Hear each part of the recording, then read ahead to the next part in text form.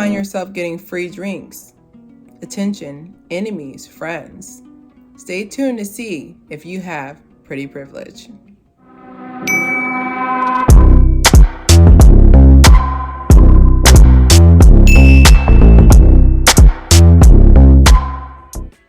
Perfect. Thank you for joining me today. We're going to be talking about what is pretty privilege, and then towards the end, we're going to have a quick catch up about Thanksgiving and social anxiety disorder. So first things first, what is pretty privilege? The first things first is, if you have to think, do you have pretty privilege? You don't have it. And you can go ahead and delete me now and block me, but it is true. Pretty privilege is like a whisper. To me, I would feel like pretty privilege is like a whisper. I feel like pretty privilege is definitely important to talk about, because I feel like when we don't talk about things, I feel like we can't grow from them. So I have a couple of notes here.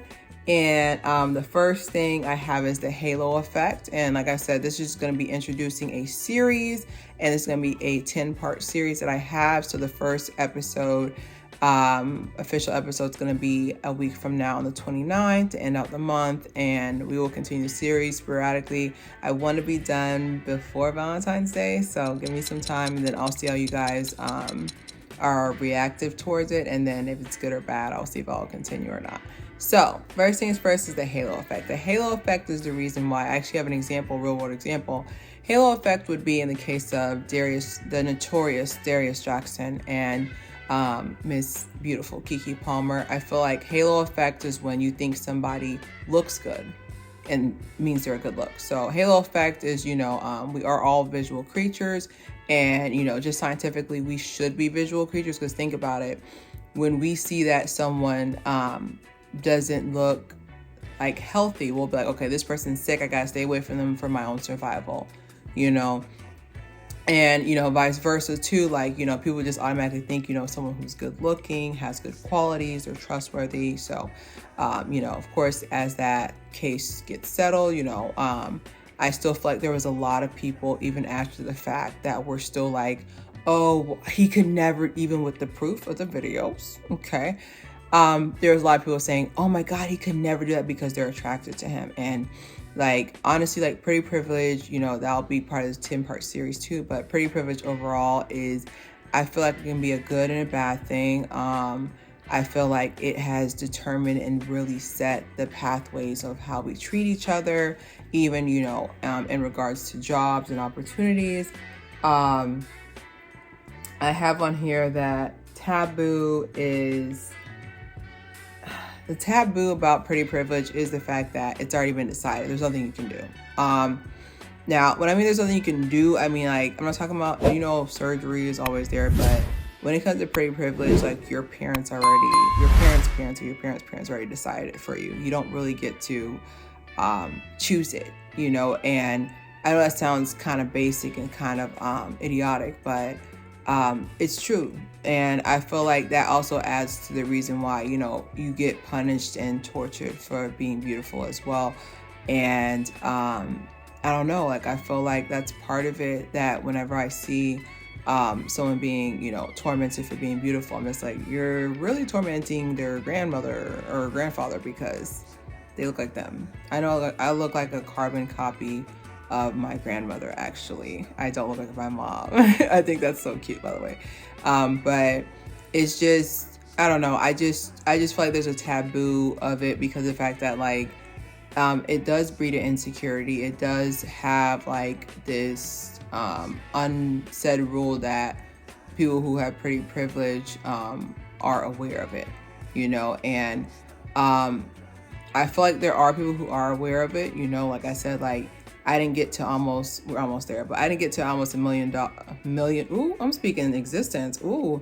I didn't get to, I'm not dumb. Like, I know I didn't get to almost a million views on here because people want to hear what I have to say. Okay. It's part of it, but I know that's not, like, people don't look at your video and be like, oh my God, I want to hear what she has to say. She sounds intelligent. Like, you can't see anything. You see people first. So with this series, we're going to be talking about aging with pretty privilege. I feel like also people who, I have a theory that, people have depression more when I feel like people are depressed more when they've always had pretty privilege and they start aging. I have jealousy, of course, and then I have a special one that I've been working on. I've had this theory for a while now, but like after watching, my friends, my beautiful mother friends, give birth, and just other women in general. I also have pretty privilege in the pregnancy issue because I do have a theory that people will suggest you to get pregnant because they're tired of you having pretty privilege because they know you have to be big or fat during that time. I also have the pros and cons of being beautiful, and then I also have on there the competitions that you'll be entered in without you knowing. I'm talking about a empty ballot that they put your name on. So I think it's very important to talk about this. And of course, like I can lose or gain followers for this, and I'm fully prepared for it. I'm not gonna ice and skirt around this. I feel like this should definitely be from someone who, I feel like this message should definitely be from someone who has experience, is experiencing pretty privilege, because I feel like I've been in a lot of situations that unless you have pretty privilege, you would think I'm making it up. Like, I also have on there as well, part of the series as well, I have about how pretty privilege can affect people who are in relationships, because when you have pretty privilege, there is a tendency for people to forget their commitment to their partner, commitment to their life. Okay, like pretty privilege overall overrides any level of common sense, it overrides any level of commitment.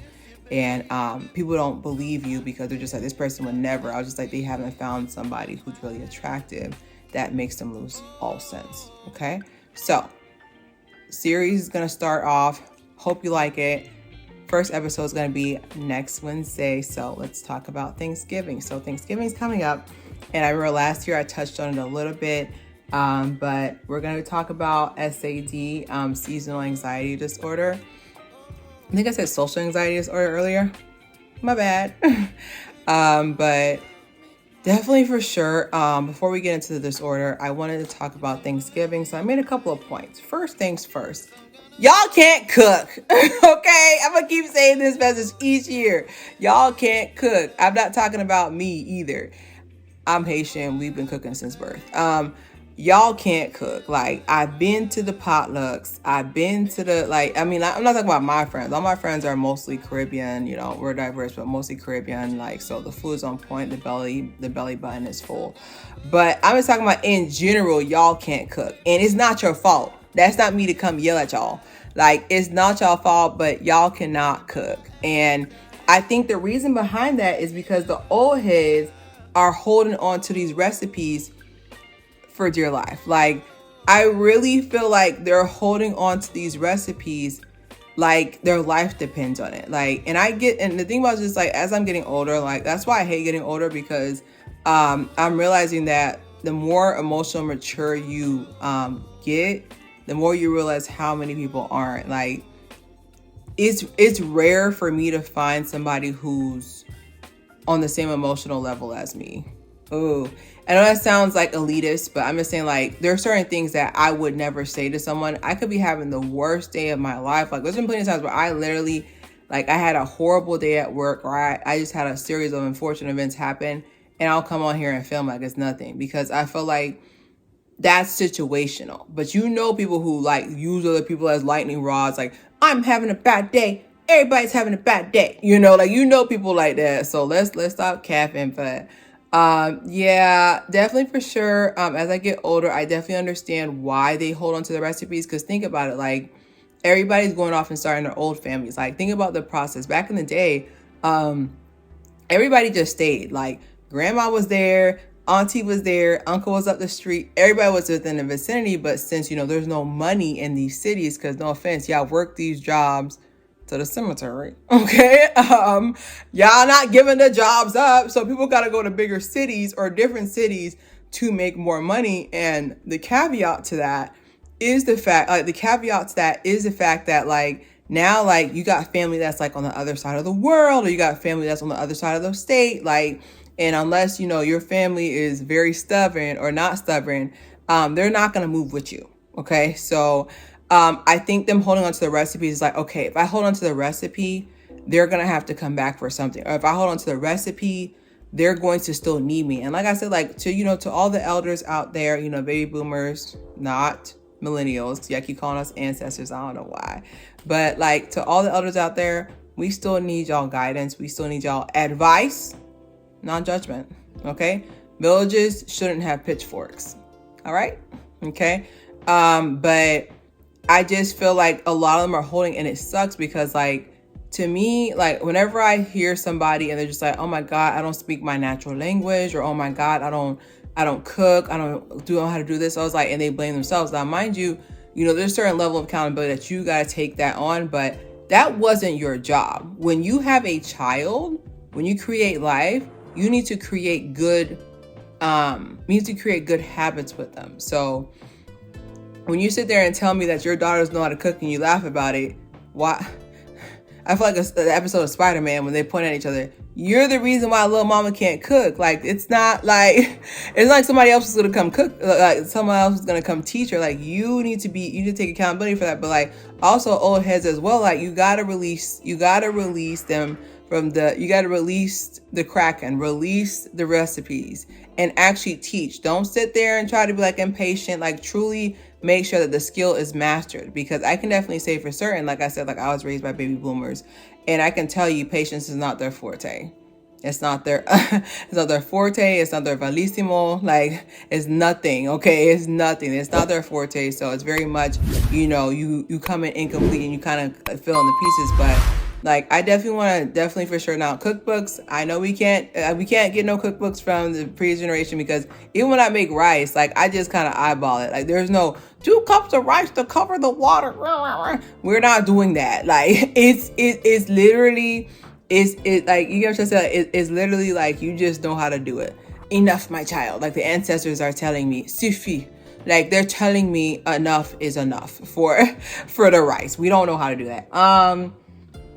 So also the Inquisition at Thanksgiving is why a lot of Friendsgivings are starting to take over, because of the fact that no one wants to sit there and have a break from work and have to work again. Like, what I mean by that is like when you sit there and you ask Inquisition, like, oh, when you're gonna have a kid, oh, when you're gonna get a house, when you're gonna da.